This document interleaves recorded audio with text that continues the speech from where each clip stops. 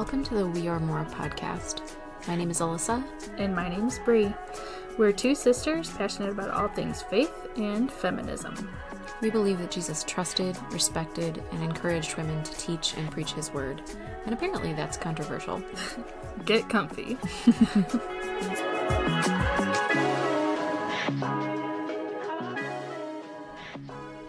Hello. Bonjour. Should we just every episode start with hello in a different language? We're going to run out of languages because we only know a few. That's true. We're going to be offensive. Hey, but we are going to Disney and we could ride the Small World ride and make notes. They say hello in a billion languages.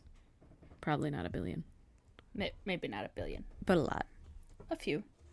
Did you know, if you haven't ridden that ride recently, so the last couple times I was on it, I guess, they had, at the end, it pops up on a screen. There's a bunch of different screens as you're about to get off the ride. And it says, goodbye, Alyssa, goodbye, Brianna, or whoever's name is in that boat. Because they're tracking you. Because of your magic band. Mm-hmm. That's creepy. That really freaked me out. I was like, wow, what a weird coincidence that they just happen to have all of our names. So if you think Disney's not tracking you when you're there, they for sure are. They absolutely are. There's no question about it. Unless maybe you don't have a magic band on. But what fun is that? Very boring. I love a magic band. I want them to track me. If I get lost, come and find me, please. They did not track me, though, when I got lost. Well, that was your own dumb fault. But the magic bands, sincerely, it breaks my heart at the end of our trip to not wear a magic band anymore. It would break my heart. I hate it. I hate taking it off. I just want to wear it all the time. It makes me happy. Speaking of Disney, actually, when you were younger, did you hear about the subliminal messages in the Disney movies? Like the Renaissance Disney movies. There was like inappropriate stuff drawn into The Little Mermaid. And Lion King. I remember Lion King distinctly. And Aladdin. And it was really popular. It was going around when I was in high school. And they're like, they're subliminally trying to put these ideas, bad ideas, into your kids' heads. There was one in the Lion King. It was the clouds. I think as Mufasa is talking to Simba or whatever, and people thought it said sex. Mm-hmm. Supposedly, according to Disney. Now, believe what you want, I guess, but according to Disney, it was actually supposed to be SFX, which was like the special effects team. Mm-hmm. But, I mean, I don't know. It seems like a risky move, Disney. Mm-hmm. Pick a different acronym for your name. But today, we're talking about subliminal sexism. Which we got to do some research for. We did some in-field research.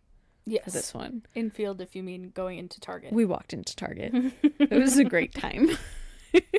We used it as an excuse to go to Target and get a Starbucks and, do a little walkabout. We did take pictures. And videos. And we looked around at the things. And we probably bought some stuff. I really don't remember. I've been there so many times. It's so hard to say.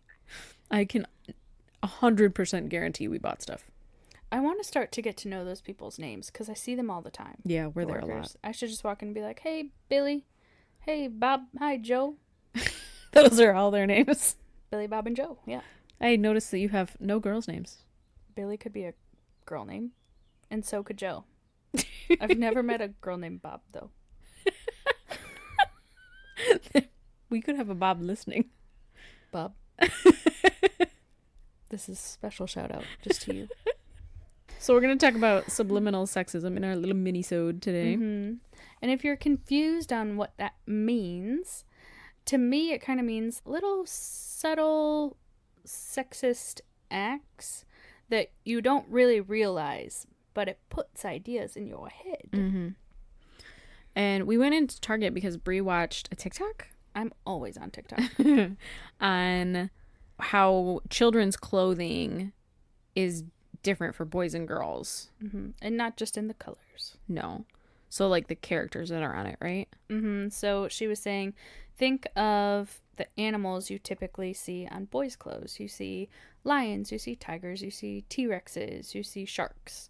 And on girls' clothes, more often than not, you're seeing hedgehogs, you're seeing piglets. Mice. You're seeing mice. You're seeing like rodents. And the difference there is that boys' clothes are predators and girls' clothes are prey. Which you said that to me a while ago, and that blew my mind. Mm-hmm. Because you do think of, if you think of sexism in clothing, you do often think of one is pink and one is blue. Mm-hmm. You don't think of the actual characters or the animals or whatever that are on there. Mm-hmm. And one of the other things that we observed while we were in Target was that for TV shows and stuff, if it was kind of a gender neutral show or game or whatever, like we saw one for a lot for Mario. Yeah. And the boys' clothes would have the hero or the main person on there. And the girls' clothes would often have the secondary characters. The side characters, yeah. Right. So the boys' clothes had Mario and Luigi, and the girls' clothes, you didn't really see Mario and Luigi at all. You saw Toad. And the secondary, like, they're supporting characters, but they're not usually used as the main character. You're not seeing a lot of girls' clothes with Mario and Luigi on them. And it's hard to argue, oh, well, it's because those characters are boys and these characters are girls. And obviously girls only want to wear girls on their shirts and boys only want to wear boys. Because Toad, I think, is supposed to be a male character too, correct?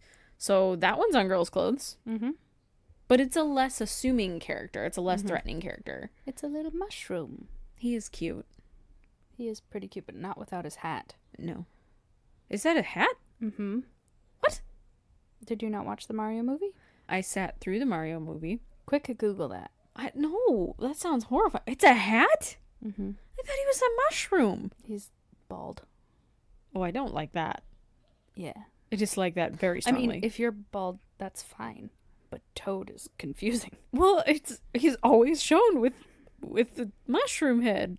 I don't like that at all. So those were some of the things that you had seen, and then we went into Target and we absolutely confirmed that is true. Yeah, absolutely. You're not going to see, I don't think I saw any girls' clothes with bears or sharks or T-Rexes. I think I saw a few with cute tigers, but they were very like few and far between, whereas the boys' clothes, it's very obvious there's no prey animals on there. It's all aggressive animals. Yeah, and I think, you know, I know people that don't necessarily believe in feminism think that some of this stuff is very far-fetched. Like, oh, come on, it's not really prey and predators, it's just whatever. But you have to ask yourself the question, then why? Then why is everything like that? Why wouldn't you see some things that were different? Also, I think the wording on clothes is very different for boys and girls. Oh, yeah. You'll see boys, it's a lot of, and this is any kind of graphic tees that you see, it'll be adventure and, I don't know, superheroes and whatever. Like, the things that it talks about are extreme and even violent sometimes. Whereas for girls, it's like inspirational, live your best life. Love. Yeah, live, laugh, laugh. Live, Eat, pray, laugh, love. I don't think we should have little girls watch Eat, Pray, Love. I don't think that's little girl appropriate. I actually haven't. I don't think that's seen kid appropriate. I'm pretty sure she just sleeps around India. I think that's basically the movie. Really? I'm pretty sure. Been saying Eat, Pray, Love all the time. Is that what I'm referring to? Maybe. Oops. Sorry, Mom. Sorry, Grandma. Sorry. Everyone that you say that to? Yeah. So one of the things that I saw as I was researching for this episode, it was a term that I hadn't heard before, but makes total sense, was benevolent sexism. And I think this plays into this subliminal sexism as well. So I'm going to go into what that means exactly. Please do. I shall. Benevolent sexism is often also related to the church. And it's this concept of, it is absolutely still sexism, but it's protecting women because they can't protect themselves. And we cherish women, but they're just a little bit weaker than we are. And they're mild, they're meek, we have to preserve their femininity, right. You know, like seen as like a flower. Exactly, yes. So this is from Medical News Today, and it says benevolent sexism includes views and behaviors that frame women as innocent, pure, caring and nurturing, fragile and in need of protection, and beautiful. Now, it's not that as a woman you can't be those things. I think I'm very beautiful. I think I'm occasionally... Nope. I think I'm occasionally fragile. Emotionally when you watch movies, for sure. And commercials. And just my own thoughts. Yeah. I'm a little fragile. It's not that there's anything inherently wrong with that. It's other people putting that on all women. Mm-hmm. Anytime you say this must apply to an entire people group, whether that is a gender or a race or anything, it's not going to fit everybody. Mm-mm. And it automatically lends itself to sexism or racism or wherever you're at, mm-hmm. because you're trying to fit everybody in the tiny box. Mm-hmm. Now, there might be some women that are beautiful. Such as I. And that's okay. There are some women that are innocent, and that's okay. Mm-hmm. There are some women that feel more fragile at moments and in need of protection, and that's okay. But we can be so much more. Exactly. You know, like, I can be fragile, but I can also be powerful mm-hmm. and confident. And I can be emotional, but I can also kick your freaking butt. And I think it's important to flip that around too. I think I said flip around like a million times in the last episode. Flip it and reverse it. I love when you sing and don't know the words. Well, she sings it backwards. What? Yeah, you haven't heard that song? No. Oh, it's Missy Elliott. Oh. Isn't that old? Yeah. Okay. Anyway, I think it's important to also say that we put this stereotype on women exclusively, which means that men don't get to be these things. Mm-hmm. Men can't be, in this view of benevolent sexism, men can't be caring and nurturing. Mm-hmm. And what does that do to a family when Yeah. dad, husband, boyfriend, whatever it is, isn't caring and nurturing? Mm-hmm. A man in this view can't be fragile and in need of protection. Apparently also can't be beautiful. It's a real struggle for him. You hear that, man? But I think an interesting piece of that is that men, again, in this view of things, can't put on makeup, can't care about personal grooming, can't have nail polish, can't whatever, because they can't be too concerned with their look.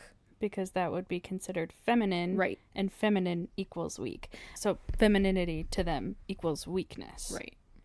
And a man can't be weak. Mm-hmm. Because if you've got one weak link in the chain, mm-hmm. it all falls apart. Mm-hmm. But that does not equal weakness. Absolutely not. If you want to wear a little bit of concealer because mm-hmm. you don't like whatever's happening on mm-hmm. your face, or you just want to invest in skincare, mm-hmm. you want to take time in the morning getting ready, you want to, hey, you enjoy going out to a nice meal, you know, mm-hmm. with a glass of wine. That's okay. That does not make you weak. It's such a weird stereotype because you look at, you know, these manly men and we can't do any of these things. But then you look at, I think the idea is women won't think a man is attractive if he looks feminine in any way, if he mm-hmm. takes care of himself, if he whatever. And can I just say, please take care of yourself. But then on the flip side, like you have... But if you don't want to, that's fine. On the flip side, you have Johnny Depp in Pirates of the Caribbean with all this eyeliner, and women found him very attractive. We were in that swooning. role. We were swooning. But he has super obvious, thick black mm-hmm. eyeliner on. Or the lead singer from Panic at the Disco. I think Yeah. he paints his nails and wears eyeliner. Mm-hmm. He's also very attractive. Well, makeup, heels, a lot of this stereotypically now feminine stuff was made for men initially. Mm-hmm. When it came out, it was for men. Yeah. And it fell out of fashion because women started using it to look more masculine. Mm-hmm. And the men were like, whoa, whoa, whoa, whoa. Hold on. You can't look like us. And so they started not wearing those mm-hmm. things. Yeah, think of like King Louis the question mark? Whoever was married to Marie Antoinette. He was mm-hmm. wearing pastels. He was wearing mm-hmm. heels. Right. Well, because that was the fashion. It was the style. And we like to take our 2024 vision and shove it all the way back in history and pretend it was always this way. There were always the manly men and the whatever. And that wasn't really the case. This wasn't a concern Or that was what was considered manly back then. Exactly. Yes. Be a man. You must be swift as a coursing river. You know, it breaks my heart because that's such a good song.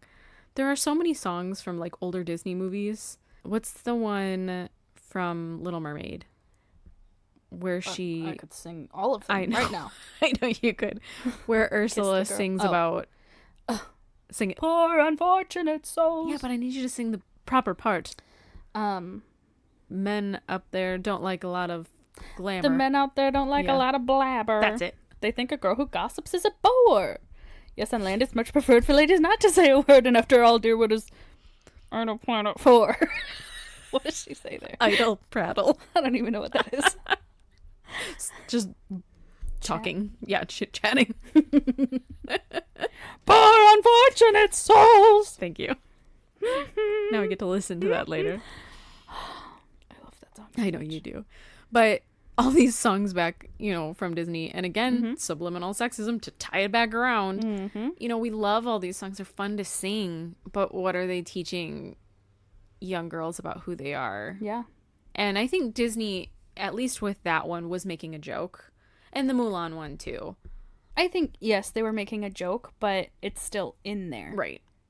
They've removed that part from the new Little Mermaid. Melissa McCarthy. Or even things like, jumping off that again, things that we say all the time, and they're just a slip of the tongue because it's so commonplace, but like, boys will be boys, or throw like a girl, or I'm crying like a little girl, automatically means, oh, I don't want to do that because girls are weak. Right. Girls are weak. Girls are weak. Men are strong. Boys will do whatever they want. Well, one of the insults for being weak is a girl's lady parts. And first of all, why? Those lady parts are doing a lot of work. Let me tell you. It's the strongest muscle out there. Yeah. I pushed out 2 babies. I didn't. Still strong, Bree. Still strong. We just accept it in society. It's one of those things that we just say, well, it is what it is. Or, you know, I have a son, and people all the time, because he's very rough and tumble. Like, he wants to climb up things. He wants to whatever. He's also very cuddly and sweet. But I'm constantly getting, well, he's such a boy. You were used to a girl, and he's such a boy. And no one means anything bad by that. I don't think anybody is meaning anything bad. But why are they saying it? They're saying it because he's adventurous. Because he takes risks. Because, now he's 2, but takes the risks that a 2-year-old would take. And is a little bit rougher. Wants to play outside. Whatever. I get questions like, well, what about when he wants to go play sports, hunt, camp, fish, you know, all the things that boys are supposed to want to do. And it's like, that doesn't make him a boy. That's not what will make him a man later in life. He might... What does he, as a person, enjoy? Right. And if that means camping, fine. If that means going to the theater with us, that's fine, too. We would be pretty happy about that. Yeah, we're going to go see Shrek the Musical soon. So excited. I'm so excited. One of the things I actually saw a long time ago was someone had posted, they were like a greeter for plays and stuff like that. And he said that it was so sad to see how many women would come in there with their partners, and the woman would be all dressed up and so excited and pumped to be there and whatever. And the man would be like in jeans, clearly doesn't want to be there, has been dragged there, is throwing a hissy fit, you know, whatever, because that's not manly and men shouldn't like to do that. And that is toxic behavior. I can't tell you how much I appreciate that. Like, my husband Nathan the other day for a date night took me up to see the symphony because they did a Disney one. How many times can we say Disney in this? Another drinking game.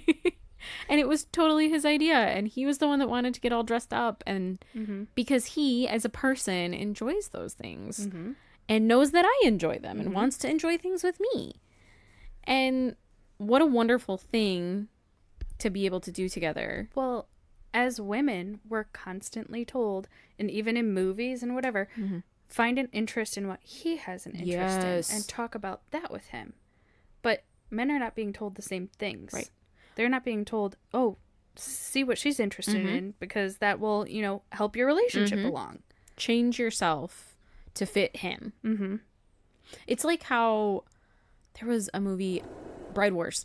Yeah. And she said the one girl is shopping for her wedding dress. I think it's Anne Hathaway is shopping for her wedding dress. And the consultant says, or somebody says, that's Vera Wang. You don't alter a Vera Wang to fit your body. You alter your body to fit a Vera Wang. And you listen to that and you're just like, ugh, no. But that's what we're telling girls in their relationships. And how much worse is it in a relationship? You don't alter a man to fit yourself. You alter yourself to fit a man. Your entire being. Yeah. Everything you like. Every bit of who you are. Now, that can go either way. If both of you like hunting, camping, fishing, whatever, absolutely. Great. Do those things together. Yeah. Enjoy that. We have cousins that enjoy fishing a lot. And camping. That is not our vibe. Sorry, family. Entire side of the family. Like, we actually would rather stay in a bed and breakfast. But I've seen this couple get to grow together and take their boys fishing and, enjoy that together. And what a cool thing that is. And for me, that's not something that I would enjoy. That's not really something my husband enjoys a whole lot. But we get to do the things we enjoy together because I can give a little and he can give a little and we can meet in the middle, Brie. You start walking your way, I'll start walking mine. We'll meet in the middle beneath that old Georgia pine. Did you forget? I wasn't sure what kind of tree it was. We gained a lot of ground. Okay, stop my ears. Half of this episode is you singing. That's not true. I guarantee it. That's just not true. All right, all of you out there, I would like you to listen through. Give Please me some timestamps. Cut half of that song. Timestamps. That's what I want. That could be another fun TikTok. So back to this article from Medical News Today that talks about benevolent sexism. It says, this is some examples of what that could be. And I really like this because it pulls apart a lot of what we see in churches that pretends it's good for women. So it says examples include basing a woman's value on her role as a mother, wife, or girlfriend. Focusing attention and praise on someone's appearance rather than their other attributes. Because beauty is the most important thing. Beauty knows no pain, girl. Believing that people should not do things for themselves, such as manage money or drive a car because of their gender. Assuming that a person is a nurse, assistant, or secretary, not a doctor, executive, or manager based on their gender. And then supporting policies that make it difficult for women to work, have independence, or deviate from traditional gender roles. And this study that they reference here also says that men who endorsed or believed in benevolent sexism were more likely to support political policies, laws, things like that, that limited women's freedoms. We watched a TikTok earlier.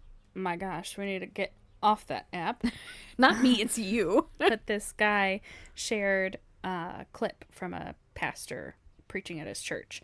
And he said that women are to be treated as princesses and treasured, and that if there was an intruder in their home, he's not going to tap on his wife and say, all right, it's your turn to take care of it. He's like, no, of course, I, as a man, that's my job. I sleep closest to the door. I, on a plane, sit in the aisle seat in case someone were to come after her. I'm the protector. But that almost, like you were saying, it limits women. It keeps them in a box. Right. You're not allowed to protect yourself. You're not allowed to sleep on the other side of the bed. Yeah. Or have the aisle seat. What if she wants the aisle seat? Yeah. What if she needs to get up to pee 17 times? Now she has to climb over you 17 times. It's really annoying. And I think, when you hear that, well, women are supposed to be princesses and queens and protected and whatever. Like, at first it sounds pretty good. I mean, I'd love to be a princess. Sounds like a great time. Depends on where you're the princess That's of. true. That's very true.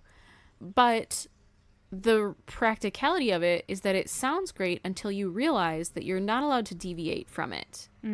that if you decide that you want to sleep on the other side of the bed, or if you decide as a woman that you want to drive a car, pump your own gas, have a career, whatever, that you're not allowed to.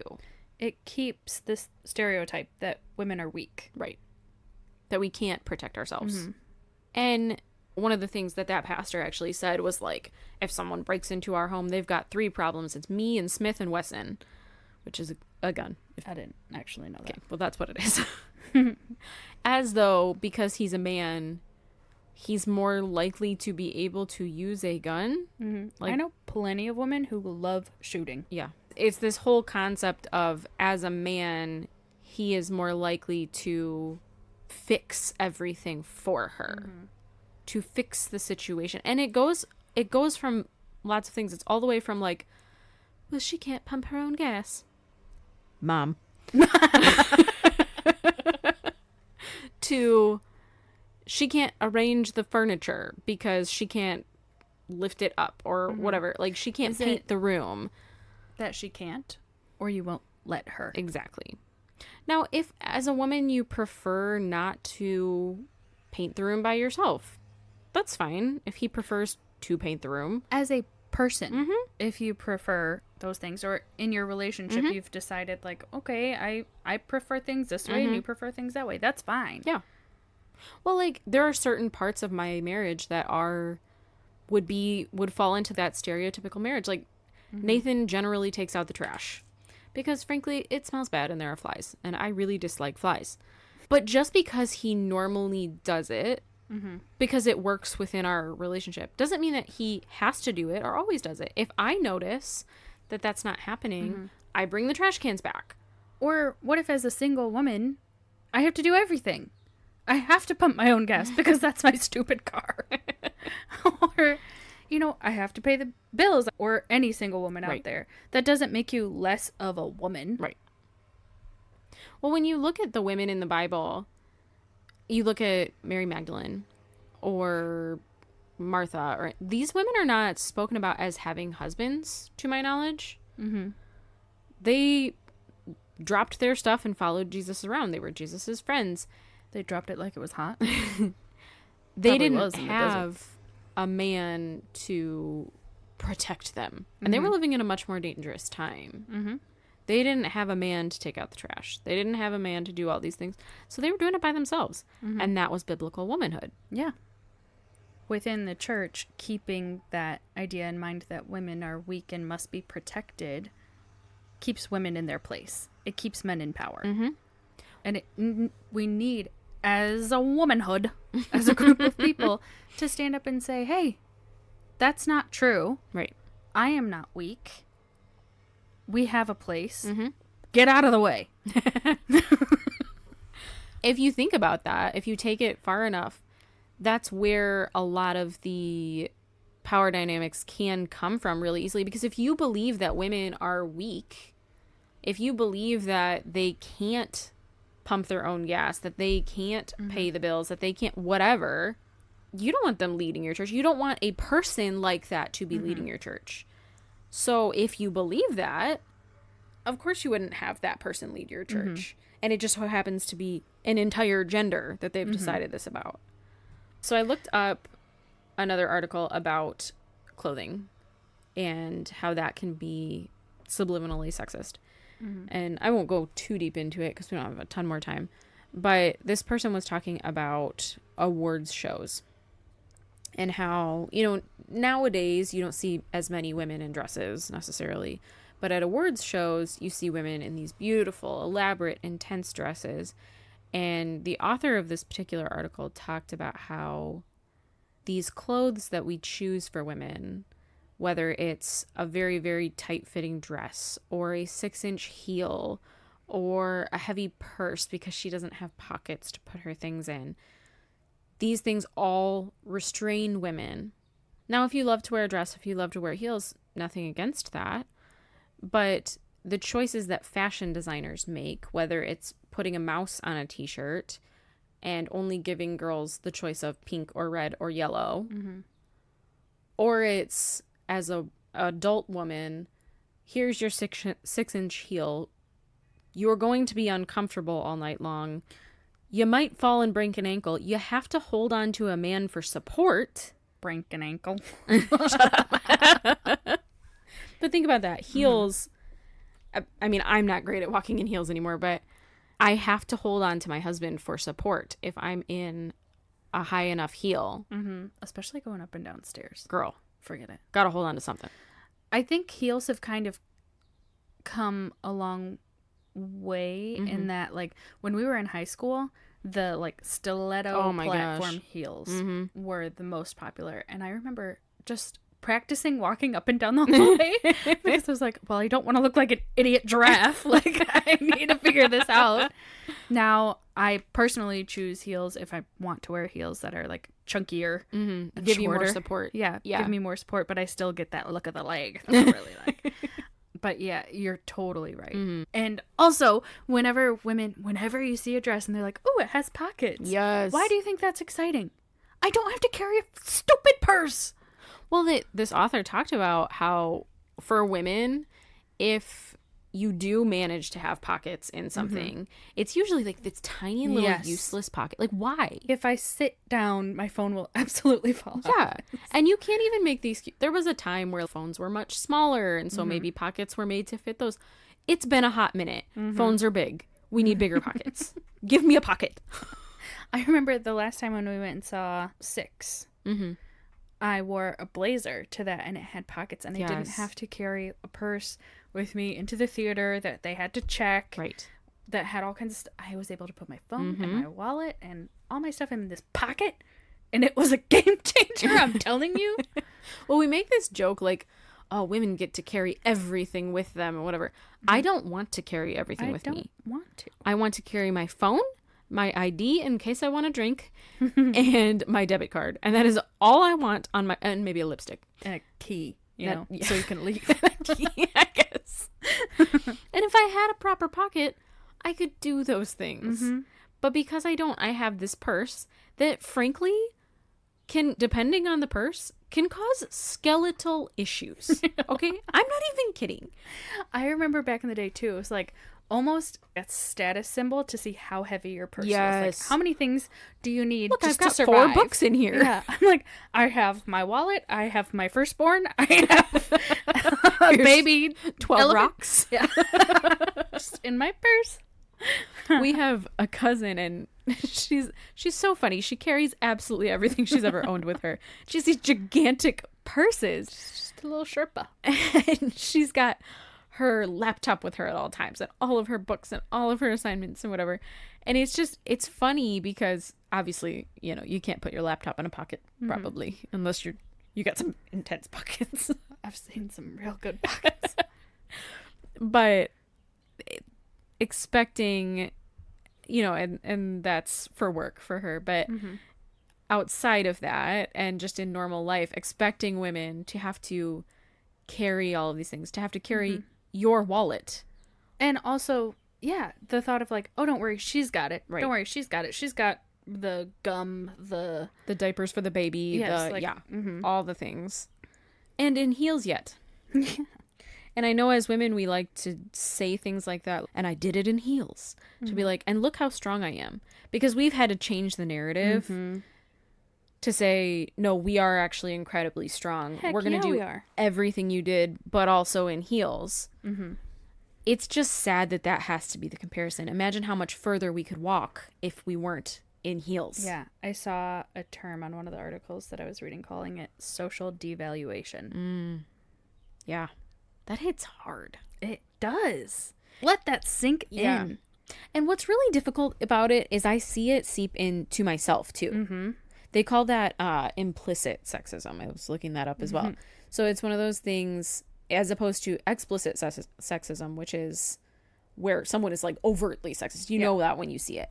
It's these little biases that you don't realize got stuck in your head when you were 10 and now they're coming back out when you're talking to your daughter. Subliminal messages. Bringing it back around.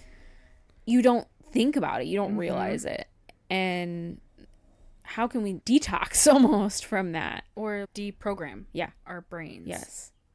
And I think it's so important to be aware of these things so that as we're raising our daughters or our nieces, or we're volunteering at church or at schools or wherever you happen to be interacting with young children, that you can pull these things out of your vocabulary.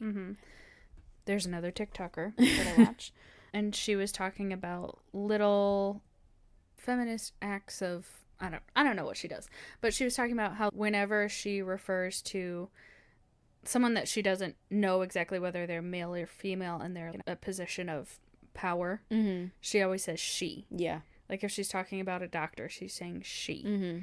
Actually, you showed that to me, and she did one about her relationship as well. And she said one of the things that she does is she doesn't essentially infantilize her partner. She doesn't take on buying Christmas presents for his family. Yeah. Or making sure that he texted his mom on Mother's Day or whatever. And it's not out of aggressiveness or violence. It's just to deprogram her brain into always thinking, oh, this person's in a position of power, they must be a man. Yeah. Oh, because I'm a woman, I have to take on making sure that my husband maintains a relationship with his family, you know? Right, because at least in the marriage perspective, like I did that for a while, and then I realized I'm not actually helping anyone here. My husband is a human being who has all the same abilities that I do, and he can handle it. He can handle buying presents. He can handle his own relationships. I don't need to do that for him because he's not a child, and I'm not his mother. Are you looking for a partner or a parent? All right, well, we should probably wrap this one up, guys, because this is longer than most of them. Well, we can really cut out a lot of my singing. No, I'm keeping that in for sure. Really rude. 100% of the singing is staying in. No, thank you. Would you like me to think of another song to sing? I would love if you didn't. No! If I were the king of our eyes. Where did that one come from? Not a mouse. Not a, I don't know. Not a blah. I don't know the rest of it. I don't know. I hope you guys enjoyed that. I'm sorry. I'm gonna go have a margarita. Okay, you do that. We'll see you guys next week when we talk about toxic femininity. I said it right that time. I also got really confused. I was like, we just filmed that. That will come after this episode. All right, we'll see you guys later. Love you. Love you. I love you. I love you.